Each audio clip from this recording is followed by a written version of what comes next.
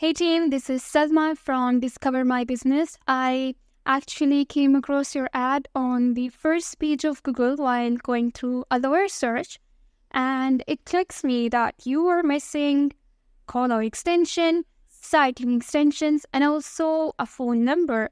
I mean, if it is properly managed, then you will have these things on your ad when you are spending a lot to display it on the first page of Google, right? So what's the benefit of having them? I guess you're aware, but I'm still going to tell you that it decreases your pay-per-click because when people are clicking on these extensions, they are directly landing on the landing page, right? So it automatically decreases your pay-per-click and increases your CTR.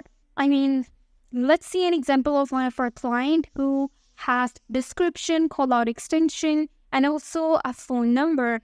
I mean, that's the point of having the phone number on the Google ad. Like, people can directly call you or even submit a form. You can also have this option on the ad to submit a form directly on the Google page. I mean, it just decreases your pay-per-click. It's you minimizing your budget and increasing your conversion rate from 5 to 10% automatically.